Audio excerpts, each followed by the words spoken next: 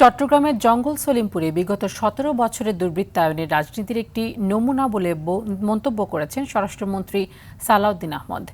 সকালে চট্টগ্রামের সীতাকুণ্ডের জঙ্গল সলিমপুর পরিদর্শনে গিয়ে এসব কথা বলেন তিনি। জঙ্গল সলিমপুর ও আলীনগরে আর কোনো বিচ্ছিন্ন সন্ত্রাসী বা অপরাধী চক্রের অভয়ারণ্য থাকবে না বলেও হুঁশিয়ারি দেন তিনি। চট্টগ্রাম প্রতিনিধি সাইফুল মাহমুদের পাঠানো তথ্য ও চিত্রে বিস্তারিত জানাচ্ছেন সাকিব আল হাসান।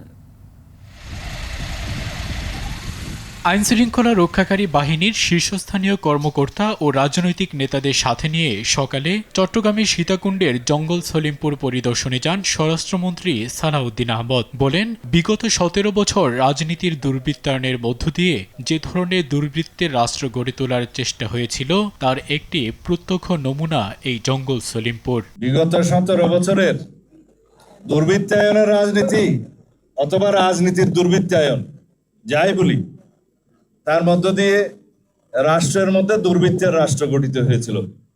সেটার একটা নমুনা হচ্ছে এই জঙ্গল সলিমপুর। রাজধানী সহ সারা দেশের অপরাধমূলক কর্মকাণ্ড কমাতে হলে সন্ত্রাসবাদের এই অভয়ারণ্য নির্মূল আগে প্রয়োজন। তাদেরকে কিভাবে পুনর্বাসন করা যায় সেটা আমরা একটা পরিকল্পনা করব। তাদের কাউকে এখান থেকে আপাতত উচ্ছেদ করা হবে না। সুতরাং কেউ যদি এখানে ভীতির সৃষ্টি করতে চায় যে উচ্ছেদ করা হবে ইত্যাদি করা হবে, তারা যেন প্রশাসনের সাথে আগেই যোগাযোগ করে। এ সময় মাদক, সন্ত্রাস, জুয়া ও বিশেষ করে কিশোর গ্যাং নির্মূলে বিদ্যমান আইনের সংস্কার প্রয়োজন বলেও জানান তিনি। মাদক, সন্ত্রাস, জুয়া এবং চাঁদাবাজি এই চারটাকে আমরা অ্যাড্রেস করব অত্যন্ত গুরুত্ব সহকারে। এগুলোকে আমরা নির্মূল করার চেষ্টা করব। তার জন্য আমরা আইনি সংস্কার করছি, কারণ দেখা যায় 1867 সনের জুয়া আইনের মধ্য দিয়ে জুয়াকে নিয়ন্ত্রণ করা যাচ্ছে না।